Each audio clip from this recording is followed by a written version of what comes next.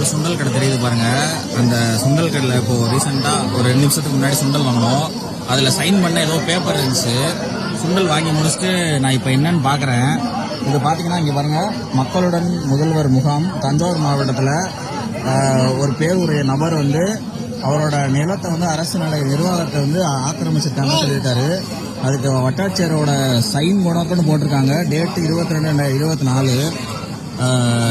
பின்பக்கம் இன்னொரு இதில் பார்த்தீங்கன்னா யாரோ ஒருத்தவங்க பட்டா மாறுதலுக்கு ஆன்லைன் டிரான்ஸ்ஃபர் பண்ணதுக்கான டாக்குமெண்ட்ஸ்லாம் இருக்குது.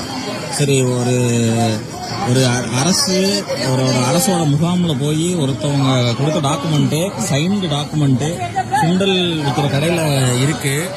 அப்படி இருக்கின்ற போது நம்ம வந்து என்ன ஒரு இதில் போய் கவர்மெண்ட் சைட்ஸ்லாம் போய் கொடுக்கலான்னு எனக்கு தெரில. இங்கே பாருங்கள், சைன்டு டாக்குமெண்ட்டு 1 வருஷத்துக்கு முன்னாடி யாரோ ஒருத்தர் ஏதோ ஒரு தேவைக்காக கவர்மெண்ட்டை போய் மனு கொடுத்துருக்காரு.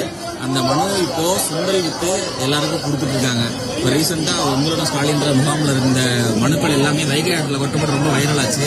இப்போ ரீசெண்டாக இப்போ அடுத்த டாக்குமெண்ட் வந்து சுண்டல் விற்கிறதுக்காக எல்லாருக்கும் கொடுத்துட்டு இருக்காங்க. பார்த்துக்கோங்க, நீங்களுடைய இன்னுமே உங்களுடைய மனுக்கள் எல்லாமே நீங்கள் அரசுக்கு கொண்டே கொடுக்கணுமா அப்படின்றத யோசிச்சுக்கோங்க. அதோட நிலைமை இதுதான். கேள்வி கேட்க ஆள் இல்லாம ஓடுறீங்க.